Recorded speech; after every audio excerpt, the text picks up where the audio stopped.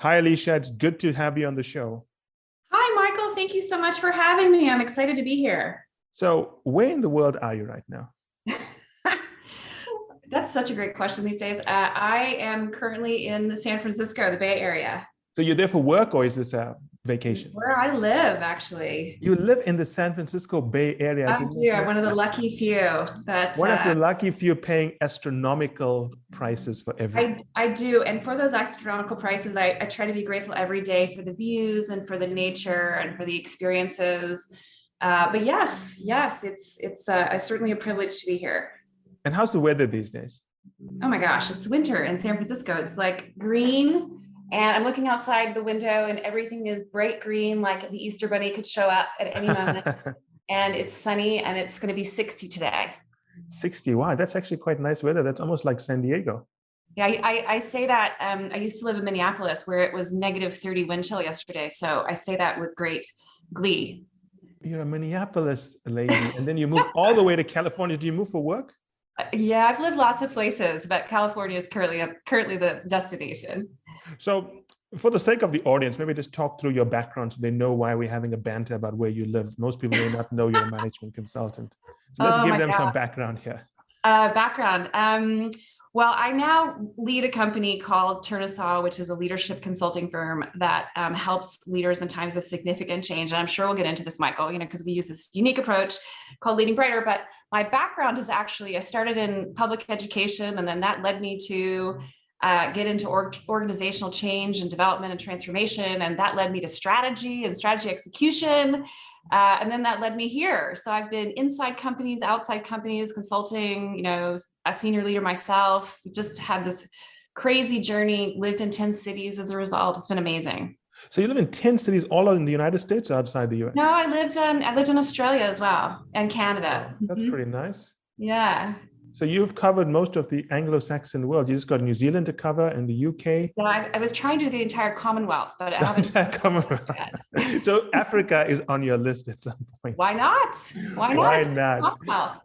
So let's think about this, right? You're a management consultant, but you didn't start out wanting to be one. You ended up there through a series of completely serendipitous events. Like, no, when I was 23, I think, my first sort of dream was I was going to create a nonprofit that would help improve the public schools here in the United States. Oh, wow. That's pretty nice. Yeah. So no, if you asked me, my 23-year-old self, if she could have imagined this was my career, I would have laughed. And now what does your daughter think about this? Oh, my daughter thinks she's so proud of me. Oh, that's good. So the younger version of yourself has lots of opinions about my work. I will tell you that, which is pretty funny. So let's talk about your work. You do leadership work, and you mentioned there's something called Lead Brighter or Bright Leadership. Yeah, Lead Brighter, huh? So what kind of work do you do? Let's talk through a typical problem or engagement you're working through right now. The starting place for our work is leaders, particularly, I think for our company, this is different than the idea of Lead Brighter, which is applicable to pretty much anyone, but the company does work with, typically CEOs and senior leaders, and they tend to be in moments of significant change, like maybe they're new in role or they're at an inflection point at some kind, like they need to create a new vision or strategy for their company, yes. Or, maybe there's something in their industry that they want to take advantage of. There's, obviously there's no shortage of major change happening in the world right now. So leaders are in times of change and they're looking for new ways to do kind of lead people through this change. And that's where we really come in. So, and that's where we have this unique approach called Leading Brighter. And what's different about the approach? I mean, how does it differ from previous work you were doing or what other firms are doing? Gosh, I would first say it's a really new way. It's based on a fundamentally different mindset and set of tools. And I would offer, because I come from strategy, kind of traditional strategy, that it starts from a very different orientation. And I think it's about making a different choice. Like right now, and Michael, you might have different experiences or similar experiences, but I certainly find right now so much uncertainty, unpredictability is going on in the world that a lot of times when I go to work with leaders, they forget that they have agency in this moment. They've just been so beaten up they forget they have agency. And so one of the first things that we do using this lead writer approach is we remind them, hey, no, actually you can make a choice. You get to make a choice how you lead in this moment. And you can choose to lead in the old way. And this was the way I was raised, which I would argue is kind of this way about survival. Strategy in traditional forms, at least my experience of it, it's a lot around predicting the future, analyzing the future, controlling risk, trying to protect, et cetera. And it's really around survival. And I think what we're trying to offer through this different leadership approach is actually you can do more as a leader in this moment than just survive. You can help people thrive. And the way you do that is by deciding that you're going to use the entirety of your leadership platform, whether that's, you're the money you've got or the influence, power, or the people, you're going to use that platform to create a brighter future. And we define a brighter future as one that is, more shared prosperity, more equality, more connection, more discovery, more joy, things that actually matter to people, that really improve the quality of people's lives. And what I'll say about that is what's been really interesting for me, again, having come from traditional strategy and then been kind of playing with this new way for a while now, is that when a leader decides to make this choice and to create a brighter future, and they plant the flag in the future and they say, this is what we're going to do, they look backwards from that future. And what they realize is they don't have everything they need. So they actually see new things they have to invent, new offerings, new products, new services, new capabilities. And through inventing those things, it causes them to elevate their performance, more growth, more profits, and it has the impact of elevating people's lives as well. Okay, so I like what you're saying.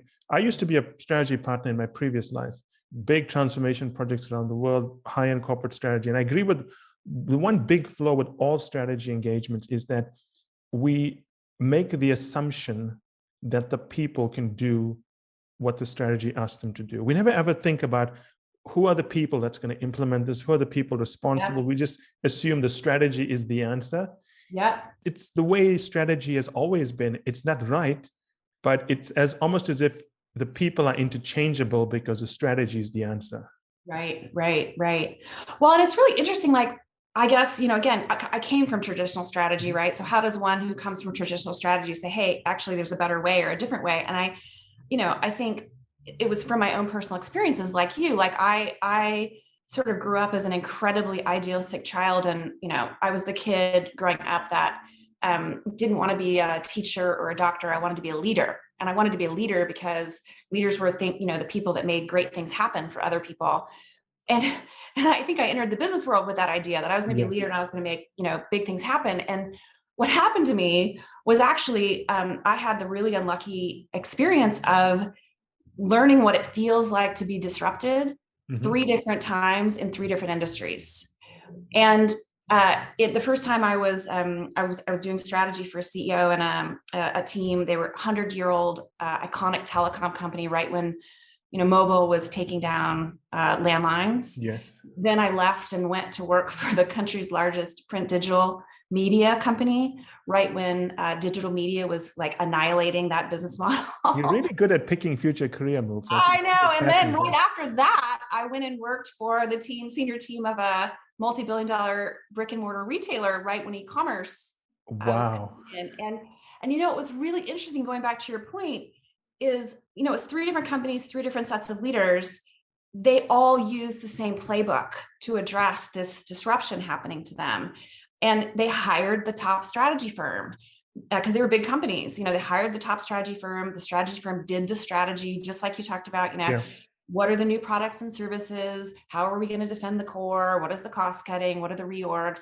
And in all 3 cases, it failed miserably. The brand declined, lots of people lost their jobs, financial value lost. And I think what happened to me, being a strategist, being a person who believed in leadership through those experiences, was me sort of having a fundamental kind of internal crisis about, is there actually power in leadership anymore? If this is the way the world is, it's so uncertain, unpredictable, can leaders actually do more than help people survive? And because that's what I felt like strategy was doing, was just kind of this survival idea. And that's really where this lead writer kind of concept came from, to be honest, was me being so freaked out from those experiences and needing to go see if there was a way that leaders in this day and age could help people thrive. And Lead Brighter is at least my answer to that. No, what you're saying makes perfect sense. I completely agree with you. I was recently speaking to a Chinese automotive executive, a client of mine. And I'll give you this example so that the listeners can understand why we're talking about the limitations of strategy.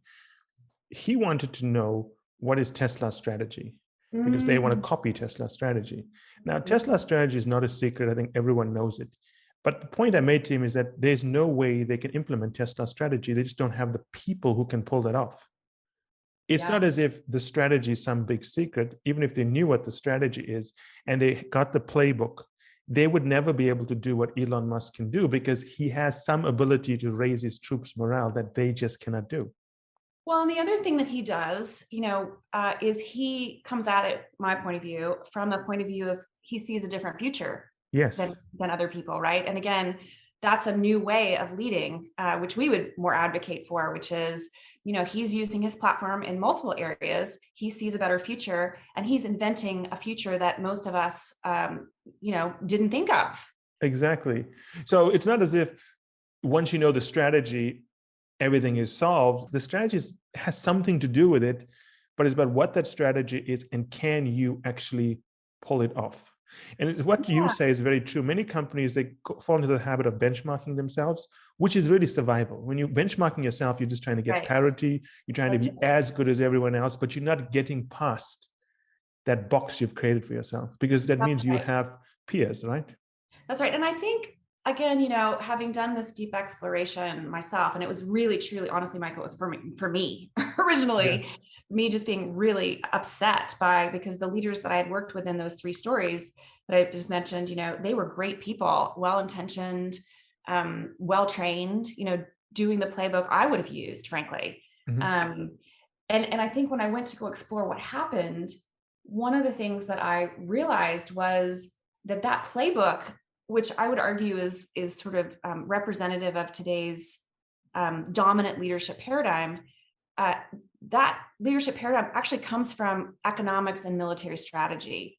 And because of that, the paradigm is based on principles of scarcity and war. And so the story of strategy right now and leadership right now that you hear, and again, this isn't the only paradigm, but I would argue certainly still the dominant one, is, hey, there's not enough to go around. So you better, leader, make sure your company has your share, and you better protect your share, and you better make sure you can be the biggest and the best, and you can destroy the competitors, and you can disrupt before you're disrupted. And, this is where we get language. You see this all over the media, right? You see it all over the media. You hear it when you're in business, command and control headquarters, war rooms. I mean, our fundamental paradigm of strategy and business and leadership is based off of these principles of scarcity and war. And they create fear in people, to your point. And certainly to go back to your point about the people, my experiences was the playbook that these leaders used in those moments, which was really traditional strategy, failed because they created fear in people. And there was already a ton of fear that was going around because everybody in those companies knew that there was something happening to them that was really scary. And they just fell apart. Yes, that makes sense. And if you look at those examples you provided, I know it's not the way you think, you were just paraphrasing the sort of dominant way of how strategy is approached. Very few people talk about the joy of serving. Yes. It's a joy to delight a customer. It's a joy to produce something that makes a 3-year-old squeal with laughter if you're a company. Totally agree. That's why you should be in business. But what happens is a lot of people want access to capital for egotistical reasons. They want to be the boss, but they're not really interested in serving anymore. Yeah, you know what? I think that's so interesting. And I'd be curious to see if you agree with us. I think from our experiences, this concept of Lead Brighter and this idea that it's a method, a different way of leading, has been around now for a while.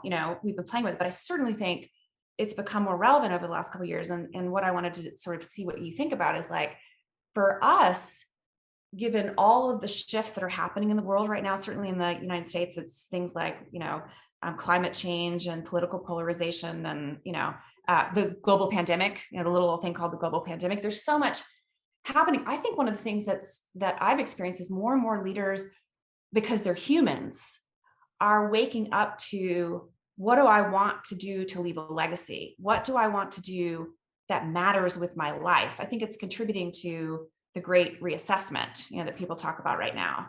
And because, to your point, I think this traditional way that we've been leading strategy is about survival. It is about sort of these, at the core, these war-based principles, as opposed to certainly what I believe in, and what the lead writer subscribes to, is this idea that no, actually your job is to create a brighter future. And to your point, like in business, you can actually create joy, you can create connection, you can create discovery, you can create these things. We had a client not too long ago. He's CEO of one of the world's largest hospitality companies, and he was following a CEO and really needing to figure out what he wanted to do with his time. He was trying to find his voice and his aspiration for the company. And we helped him to write what we call a leadership calling story. And what it does is it helps the leader as a human connect to the contribution that they believe they can make through their leadership. And in his case, he realized, to go back to your point, that the company he was leading actually had an opportunity to affect social isolation, that more and more people are feeling lonely, but this company, because of what they do, interacts with millions and millions of customers every day. And he knew through anecdotal and qualitative data that if they could increase human connection in each of those customer touch points, they could not only influence repeat purchases, but they could also, create more joy in people's life because they have the connections. And he made that a cornerstone of his leadership strategy. And now you see the impact not only in sort of the customer feedback, but also in their financial performance as well. So he's looking for that overlap. He was looking for the overlap. And honestly, it was the overlap of him as a human with him as with the company. And then with the company having a business, performance, needing to have business performance, but believing he could elevate that performance by making an impact in people's lives. Yes, that's very true. And if you look at the way even boards are structured around the world, the American system is a board that is built around the investors. Yes. So whoever is a major investor has a board seat. Now, the Europeans, who consider themselves very progressive, like the Germans, for example, they have union leaders on their board. But have you ever heard of a board having customers on the board? And if you're there to serve customers, why don't you have some customers on the board? That's such an interesting question. I've never heard of customers being on a board. You only hear it in terms of advisory or, data or what have you. And again, it's the humanity of it, like we're in a time when I think we would all do well to amp up humanity, our connections as humans, our, kind of what's important to us as humans, and what's important to us as humans is, not the same as what's important to society in some cases. The way I would think about it is that if I was the CEO of a company that made toys for 3-year-olds, I would have a 3-year-old in every meeting. What toy would you make, Michael? It doesn't matter what toy it is. I need to know what the 3-year-old likes. But if I was making a toy for 3-year-olds, I would have a 3-year-old in every meeting. Yeah. I'd want to observe this child play. I want to observe what this child does, how they do it. Yeah. And I use this example of toys, but I also use it with banking clients. Because I started off my career serving banks, and I wouldn't ask directly because I don't want to embarrass an executive, but I would indirectly want to know, how much time do you spend down in the branches actually serving a client? Yeah. What answer do you get? It's almost never. It's almost never. I know powerful banking executives who've never been into one of their branches. Wow. And when you sit in their strategy sessions, about 5% of the discussion is about the customer, and the other 95% is about how the company is going to use their resources to respond to competitors.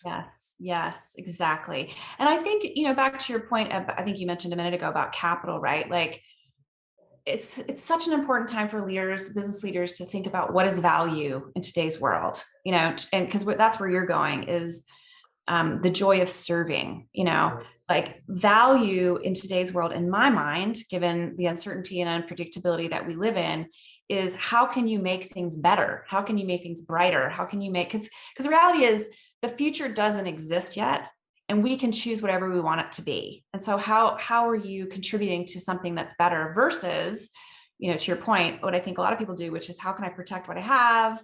How can I squeeze more out of it, et cetera? Yes, that's a good point, because oftentimes it's about shifting your identity as opposed to doing anything new. Because if you don't shift your identity, your actions are going to be the same. And I have a good example of that. I mentioned that I started off serving banks, and then I moved to serving power companies. And then towards the end of my career, I was serving resources and mining companies. And a lot of people would ask me, why do you serve oil companies? Why do you serve people that drill holes in the ground and pour dangerous chemicals in there? Because it's a valid question, right? Why would I do that? And the discussion I would have with people is that if you look at a country like Afghanistan, which is essentially a failed state, Afghanistan has basically no employment, no investment. Do you think JP Morgan is going to open a branch network there? No. Do you think Starbucks is going to open stores? No. Do you think McDonald's is going to be there? Mercedes? No. The first people that are going to go in to stabilize the country will be mining companies. Interesting. Until a mining company goes in there, starts extracting minerals, starts paying people a salary, starts building hospitals to serve its workers, building roads, building railway lines, there is no economic anchor. Yeah. So I always tell people that I don't see myself as being a resources consultant. I really believe we're doing God's work. Yeah. I love that, though. It's all about the frame. It's all about the framing. So when people say, but why do you want to work in, why do you want to go look at a mine? I'm thinking, can you imagine the impact we are having? We are creating jobs for people that would never be able to get jobs. Their children are going to have a better life because of what we're doing. Yeah. And what I love about that example, Michael, is it started with you as the human, right? Like, yes. What motivates you and what contribution do you want to make? And to your point, you could have gone into that same mining company with a very different point of view and just kind of soaked it, because mining companies are obviously very cash rich, so you could have soaked it for something totally different. But instead you went in and said, you know what creates meaning for me, the value that I want to create, the contribution I want to make is in something far bigger. I love that. And it's not just words, right? I mean, no, it's your actions. Because just words. Yeah. When I used to go to companies, and on a weekend, usually consultants go back home, right? They leave back on a Thursday. But I would actually spend the weekend at the mining site with the employees. Wow. Get to know them, go for barbecues with their families. In fact, I remember once someone told me I was crazy because I went 3 kilometers underground in a mine. That is crazy. To go and meet the workers and see what they're doing underground. 3 kilometers? Hold on, just back up. 3 kilometers underground, that would make me like so claustrophobic. It's scary, but it's so exciting.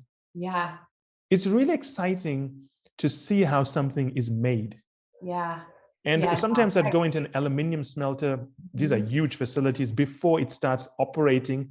Yeah. And I'd like to sit there, not sit, but just stand there and look at what was built and what we're going to do. So what I find when I tell executives the reasons why I want to serve them, not only do they like it, they start using that terminology and storyline as well. I love that, because I think you're making such a great point, which is, each of us have a choice in how we think about the contributions we're making as a leader, as a business leader, as a leader, what is it that, we feel called to do? What is it that we feel called to contribute? What are we going to make better through our work? And to your point, it's a choice that you made about that. You could have been not intentional about that. You could have gone in and just sort of gone with the flow. But it sounds to me from what you're saying that you were very intentional about, what mattered to you. And to your point, I think that's 100% the first step in being a leader that creates, a different kind of value. And in my language, creates a brighter future. And I'd also use that line of thinking when I met the regulators from the country in which the miner was working, because oftentimes the relationship is very contentious. Yeah. Where the country thinks the miner is not doing enough and they want to nationalize assets. And I'd always point out to them that, think about everything you can do, but think about who came here first when you had nothing. Yeah. Who took the risk? Yeah. And if you Yeah. look at even places like the former Soviet Union, places like Mongolia, Kazakhstan, it is the resources companies that are turning around those countries. Yeah. Where They did are you work? building the middle class. Where did you work, Michael? Countries. Where did you get to go? Many of them. I worked in Botswana, I worked in Russia, Dubai, Wow. Brazil, Chile, Yeah. So you got to Mongolia, see it across India. like humanity, how that works. Yeah, there's something about meeting someone who never thought they would make it, Yeah. never thought that anything good would happen to them. Therefore, they have no concept of wanting, and then they get an opportunity. Yeah. And that look on their face and how excited they are and how they invest in their children and how they care about themselves. It's quite an amazing thing to see a family move from a hut to a house with electricity. Yes, but I just so I so am energized by what you're saying, because the crux to your point is a leader made a choice to show up in a different way. Yes, it's all about the way you frame things. Yeah, it's and I would argue it's more than framing, because I liked your word a minute ago about your identity, because it's really, who do you think you are as a leader? Like, again, if in my language, it's, in that moment, a leader walked into that moment, in Botswana or wherever it was, right? And they could have made a choice. They could choose to just kind of really exploit the resources and the people, or they could really build something wonderful and sustainable, right? And that leader has to make a choice, to use your language, to serve, and and that has to be congruent with who they are as a person, to be able to do that. But yes, it's about the identity that you have as a leader, about what kind of leader do you want to be, about what contribution you want to make, how do you want to serve, all that stuff is I love how you're talking about it. I learned that from a client, actually. Very early in my career, I was going to meet the CEO of a major resources company. And I'd worked with many other CEOs before that. And they were all the same. They had the trappings of success. They would want everything prepared for them before they came into a meeting. Everyone really did things for them. And then this guy comes off an helicopter wearing chinos and this rumpled jacket with a notebook. And he doesn't have the usual assistants and aides and so on. He just gets off the plane, walks with us, talks to the workers, has food with them, takes a lot of notes. And he was the CEO of one of the largest resources companies in the world. And people loved him because he acted like them. Yeah. He mirrored them. Well, and I wonder too, like, I'm thinking about that story reminds me of one of my favorite clients, who he was the CEO of a Fortune 50 healthcare company, and he became CEO, and this is an American company, and sort of looked around at the American healthcare system and just thought, my gosh, it's a crisis, right? And he decided that he was going to use his shot as CEO to transform health and healthcare in America. And to your point, like, not, a lot of other healthcare companies were sort of just like extracting, maximizing returns. And this CEO kind of went completely against that grain, was like, you know what, the system's broken, and I think we have a unique opportunity here. We're a unique company to do something about it. And then he like put his shoulder and the company's shoulder behind it in a really big way. And to your point, it was, I think, very unconventional in the industry, but it was him. It was him. It was his story. It was where he came from. It's the values that he brought to the situation. It was, how the legacy that he felt like he wanted to leave. It was his ability to inspire others and tap into their, going back to your comment earlier about people, and strategy. I mean, so much of it is, can you tap into other individuals and, kind of their stories and callings and purpose? And he had this really unique ability to do that, which really drove a lot of change in the industry as a result. But what it made me think example. That's a very good example, because one thing I've seen is that when leaders face a crisis, they completely forget that a crisis is an opportunity if you look at it in the right way. And I remember there was a company I worked with once. They were a petrochemicals giant. They operated in a country which is essentially a failed state. And their biggest problem was getting skilled workers in, right? How do you get skilled workers in when the universities don't even work and so on? So I remember we developed a plan where we said, wait, there's an opportunity here. One way to keep our current employees to stay with us and to build a new crop of employees is, what if we paid for their children's education? Oh, interesting. So that way the workers are loyal to us because a big part of their bill is taken away. But we also know that if we pay for the education today, in 5 years, we have our new employees. So there, it looks like a social good, doesn't it? Like we're doing something because we're such nice philanthropists, but actually we're hard-nosed capitalists. We're just doing something where interests are aligned. See, I think this is the big shift for a lot of people, Michael. I think that's such a great point, because to go back to my healthcare example I was just giving you to build on your point, like, you know, when they went to go transform health and healthcare in America, you know, one of the things they did right away is they said, okay, in 10 years time, we'll know we've transformed health and healthcare in America when we have improved healthy years for millions of Americans.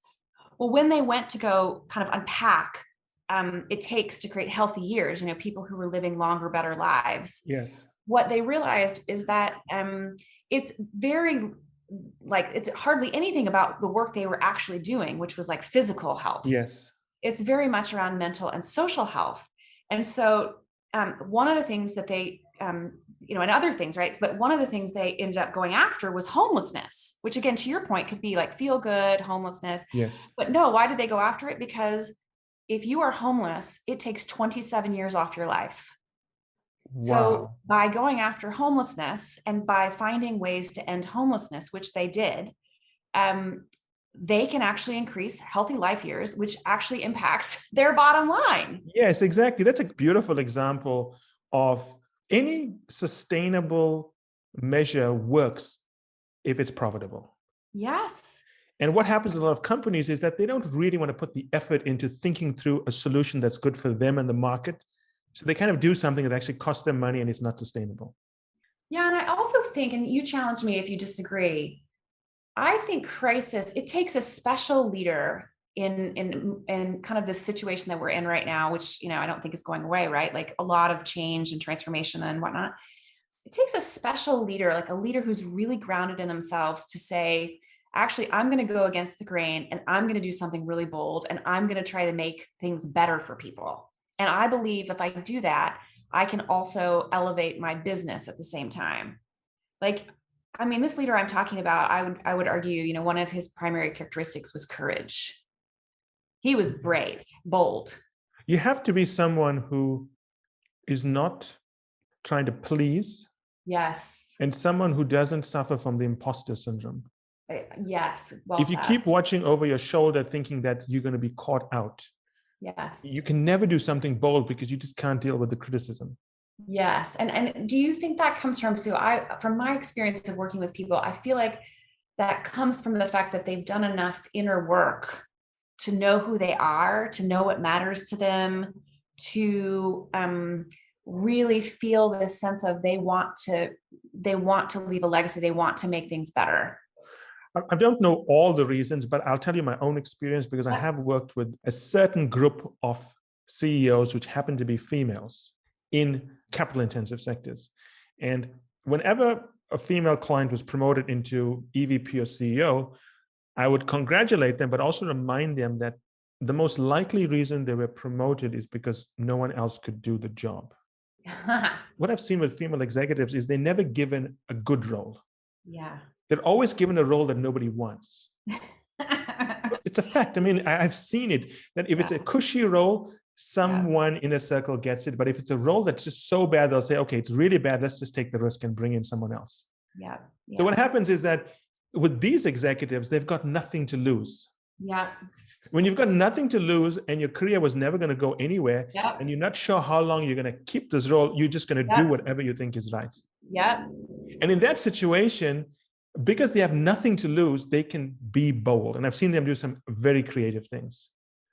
Well, and it's interesting, this example I was just talking about, a different, I think part of his story was he was kind of in his mid-50s and he knew that this role was his sort of final role. And it was really for him a question of what was my legacy going to be here? Yes. You know, I think so that's a different take on what you just said as well. But it's very similar. He has nothing to lose. This is the last leg for 100%. him. And I think that's a bit of the mindset whereby a lot of leaders, they get so excited about the role they have that they try to keep it. The story I always tell people always say CEOs always put the investors before customers. That's not true. CEOs put themselves before everyone else. They try to do everything to keep their job. And sometimes you don't take the necessary risks. Mm-hmm. Well, that's survival again, right? That is survival. That absolutely is survival. Everyone is trying to keep what they have. Yeah, and you don't want to be embarrassed. You don't want to fail. And I certainly think those stories I told you earlier about being disrupted, I would argue that the leaders in those companies, certain ones of them, they were afraid of failing. That was part of the fear that was going around, to your point. And part of my job, honestly, and it sounds like your job too, Michael, is how do I help leaders? How do I help embolden leaders to take the risk, to kind of connect to who they are, to connect to what matters to them, to help them identify the unique contribution, to your point, that only they can make, and then help them actually, put the path together. We were working just recently, actually, with this amazing female leader who has an opportunity to impact diversity and inclusion in a big way. And she is, and she's, very, very clear on herself, but she was not clear about how she could make an impact. And so we worked with her to help her imagine the future that she could create through whatever she was going to do. We helped her figure out, these are the kinds of things that you would do to make that happen. Here are the first steps you need to take. And now she's off and running. And she calls me last week and is telling me how people are energized and excited, and it's shifted things around. And it's all because she found the courage and the bravery and the confidence and the boldness to start, to try. That's a great story, because in that example, she had to first lead herself before she could lead others. I think it starts there, honestly. I don't think you can lead others if you haven't yourself done the work. Yeah, and the problem with leadership today is everyone wants to be perfect. No one expects you to be perfect as a leader. No. You're expected to have insecurities. That's completely normal. You're expected to have a personal life. You're expected to have problems in your personal life. The problem starts when you as a leader does not appreciate that imperfection is a good thing, because your employees are imperfect. When they see you're imperfect, they connect with you. Well, and wouldn't you agree, and definitely disagree if you don't, but I feel like people want to be part of something bigger than themselves. I mean, that's what leadership, the verb leading, is all about. It's saying, I think we can make something better. And it's, back to your earlier point, it's inspiring and activating people to be part of that work with you. Yes. It's a together thing. It's a collective thing. It's not an us them thing. It's interesting you say that, because I was talking to someone else the other day, and we were talking about the most successful companies in the world don't promote their brand, they promote their higher purpose. Mm-hmm. Like Tesla doesn't really promote its brand, it talks about the shift towards electric. The future it wants to create. Exactly. And the example of Nike is a good example. Yep. Just do it is not their slogan, it's their higher purpose. That's right. The slogan comes after, at least the Nike swoosh, the branded logo comes after their purpose. Yes. And what you're saying is very true. It's companies can't have a higher purpose unless their leader gives it a higher purpose, because a company can't speak for itself. No, and I think purpose is tricky. I think I am a big believer that companies need to have a purpose, but I think there's, and obviously there's a big movement towards companies having purposes, and figuring out what their higher purpose is. I think, though, to your point, it only becomes authentic versus a marketing ploy when people who work there actually authentically connect to it, embody it, believe in it. And that starts with the leader. I mean, the Australians have this amazing, one of my favorite Aussie sayings is fish rots from the head. Yeah. Yes, I know that. Yeah. And it's true, right? Like the leader sets, especially the CEO, but frankly, the leader of any team, is that sets the tone. If you don't authentically embody and believe in that purpose, if it doesn't align with who you are as a human, it's just going to be marketing. It's just going to be Yes. hype. And there's an easy way to test this, because oftentimes I speak to CEOs and leaders and they tell me, but how do I test this? There's an easy test. Companies that do lead with a higher purpose, where the employees buy into that higher purpose, almost always pay less than the average. Well, and they perform better. They perform better and they pay less because the employees are willing to be part of this journey. They're willing to give up some of their compensation just to be part of this journey. Well, and, going back to your original points about, strategy, having a strategy is not enough. I mean, having an inspiring thing they're going after, whether that, the way we work is we take that purpose and we say, great, that's the reason you exist. That's amazing. 5 years from now, when you've realized that purpose, or 10 years from now, when you've realized that purpose, what does the future look like as a result? So for instance, if your purpose is around joy, like Target has a purpose around joy, 10 years from now, making the number up, it could be 5, 3, whatever. Tell me what joy looks like. How many customers, how many, tell me what the future looks like, because you have actually created more joy in the world. Okay, great. Now let's work backwards from that. To create that future, tell me what you have to do to make that possible. And that's what the cool thing is. You start to see, oh, well, to create that, kind of amplified picture of joy in the future, we've got to do all these new things. And people get really excited. They get excited about a bold goal, about something that matters for people. They get excited about cool work that's going to make that possible. It touches on something in them, and then they give their best to make it possible. It's interesting you say Target's goal or philosophy is joy, because I would say that's what you feel in a Target store. I know. It's fun. And, and similar, Starbucks is connection and Google is exploration. I think a lot of these companies have this insight about they're there for a human reason. And I think what certainly I am excited to push companies like that on is, how do you take that and not create a vision that's just words, that you're never going to reach, but tell me in 10 years how you're going to know you've created joy in the world, or that's a very good question. Created connection in the world. And if you're really going to create a lot more connection, which is amazing, then, and you quantify what that looks like into a sort of a single bold goal, kind of like when JFK would say, let's go to the moon, that opens up so many doors of innovation and employee activation. It's crazy. Yes, I mean, when you talk about connection, I was thinking about the 5G rollout in the United States, which isn't going very well. And you read all these stories from all of the CEOs from Verizon, AT&T, and so on. And they all talk about the 5G rollout, but it's connection. That's what they're doing.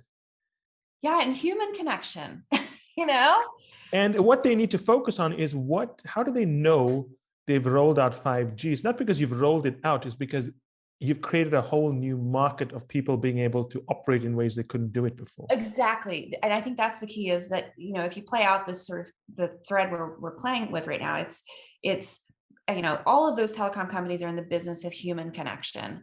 And the connection is around giving people ways to connect that they couldn't connect before, that then allow for so many things to happen as a result. That's exciting. That's a cool future.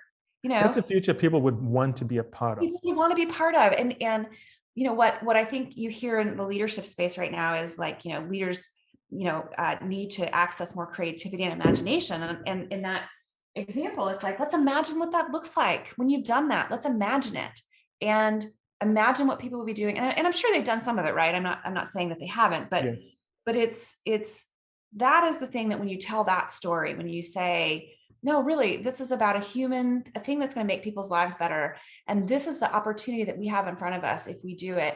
And it's going to require us to do all these really cool things. And you get to be part of it. That's a very different story than when you're just about surviving.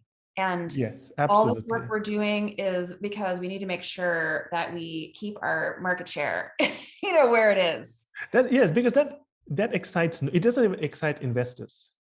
No. Because investors know that trying to defend market share is not the same as delighting customers. That's right.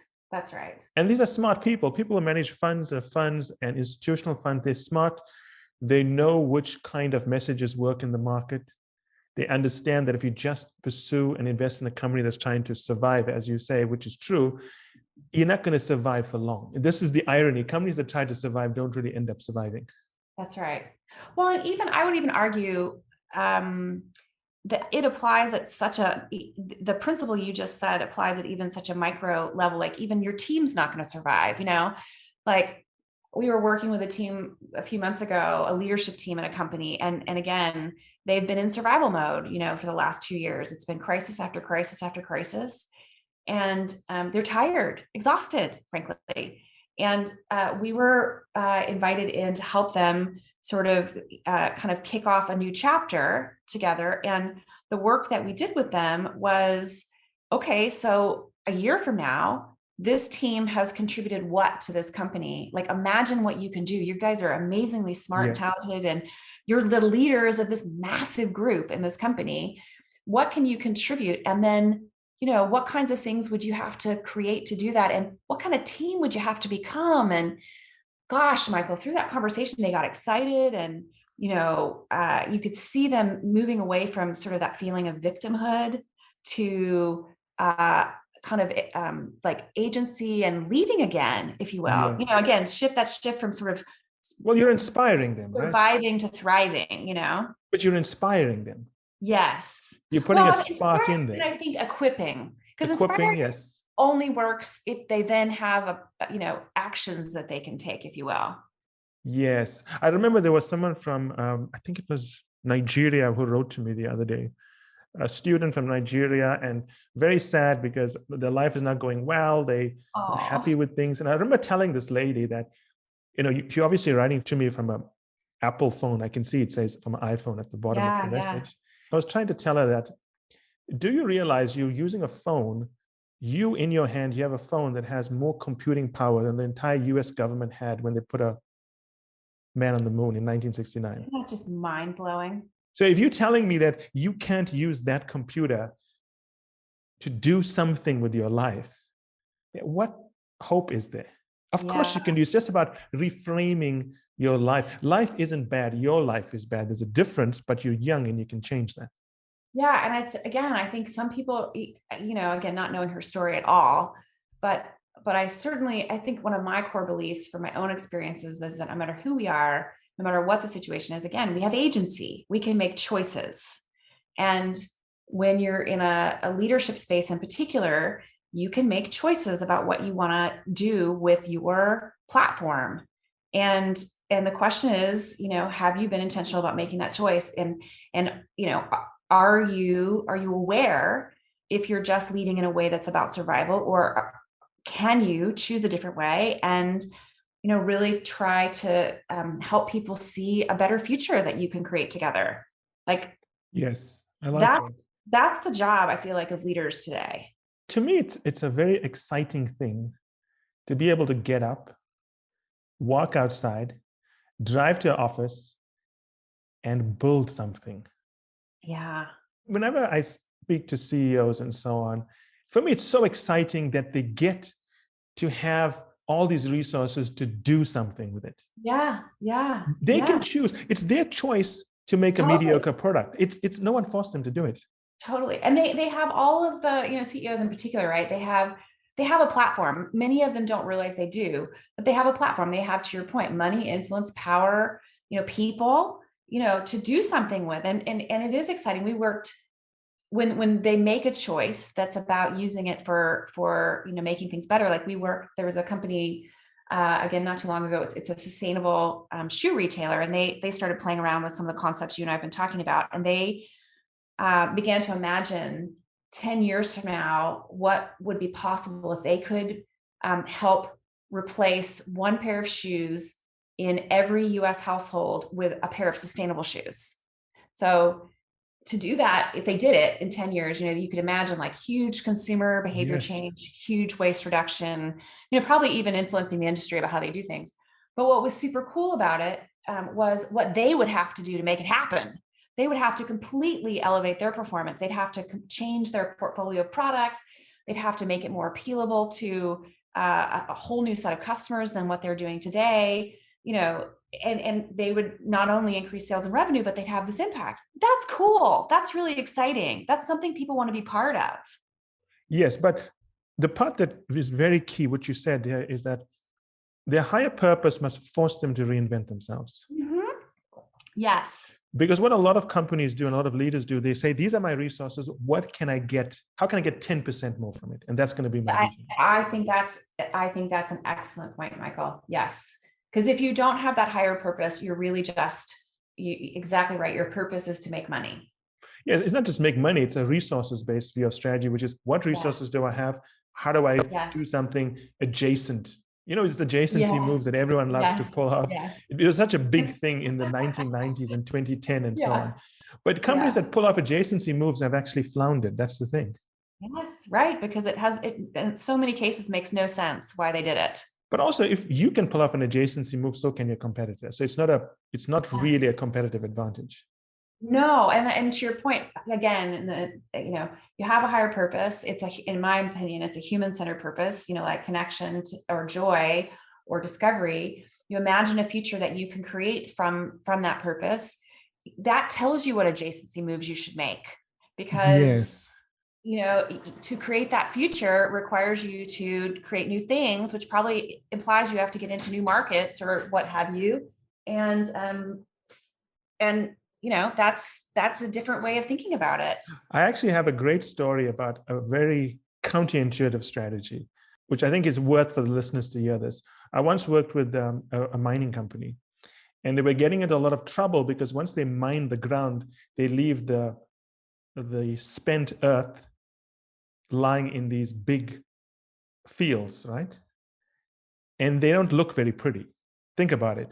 When you mine, you have to pull out rock from the earth and you have to leave that rock somewhere. Yeah. And then they were getting into a lot of trouble because these fields, or dams as they call them, where they would leave the spent earth, and there's technical terms for it, but I'm not going to get into it. They are an environmental hazard. They look terrible. If they burst, they cause flooding and so on. And one very clever CEO came up with the idea of said, what if we remine them? So 40 years ago, when we first mined them, we could only take out so much of what we wanted, and there's still some valuable stuff in there. What if we went back and mined the waste? Wow. Which basically was a very clever idea, which started off the whole remining of waste industry. And that's a totally different way of thinking. He was a brave guy. He didn't care what anyone thought. And what people need to remember is that oftentimes brave ideas look stupid. Oh, 100%. And they're crazy. They're crazy till they're not. You know what I mean? The investment community says it's a bad idea. We've never seen it before. We don't understand the economics. But the job of a good leader is to explain the economics. Well, and also, I think, don't you think, prove it out? Exactly. It's just do a pilot. It's not that hard to do it. To do the test case of it and to show people. I mean, I think the way to make crazy less crazy is to demonstrate it. Exactly. Rather than going for the big bang approach, is that come up with new ideas, think in a different way, launch a few ideas, see what works, but keep going after that higher purpose. Yeah. And again, that higher purpose is what fuels you. If you think about even in your own life, I certainly think about this for me, like, I know that when I connect to something inside myself, regardless of what's happening outside, I am far more convicted to keep going. Yes. I just have to do it. That's because you have a strong why. Yeah, I have a strong why. And companies are the same, I would think, right? Like with the higher purpose comments that you're making, it's when people are very connected to that strong why, or in the way we do things, this idea of the future they're going to create, that regardless of the crisis, that remains the goal. And they just continue to figure out how they're going to achieve it.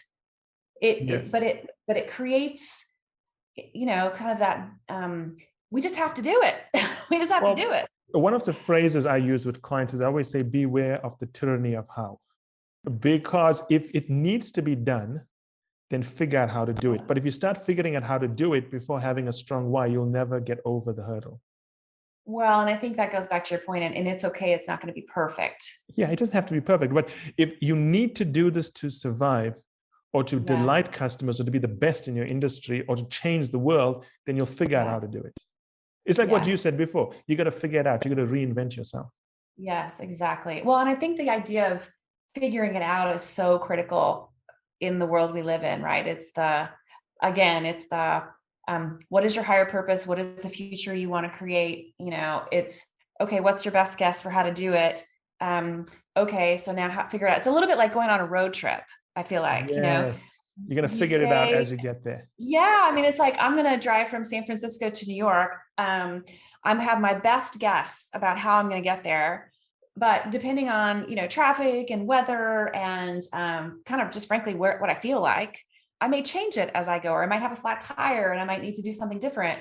It's similar to that. I feel like that's how leadership feels to me these days. It should be like that. The delight of uncertainty. Yeah, but in pursuit of something really great. Yes. Alicia, thank you so much. I think our listeners are going to love this episode. Oh, I'm so happy. And it was so fun to talk to you, Michael. And thank you for letting me join your community. I appreciate it. And you two will be in touch. I'm sure we'll do another podcast again soon. And my team will be in touch with you with all the logistics in terms of when we're releasing it and so on. Awesome. Thank you, Michael. You're super fun to talk to. And you too. I really enjoyed it. We'll definitely bring you on again because I think you have some very interesting ways of thinking about the world. Oh, I appreciate it. Thank you for the feedback. Awesome. That was super fun. That was awesome. I'm so glad I got to do it. Take care. Enjoy the walks in the park. I'm sure it's very beautiful there.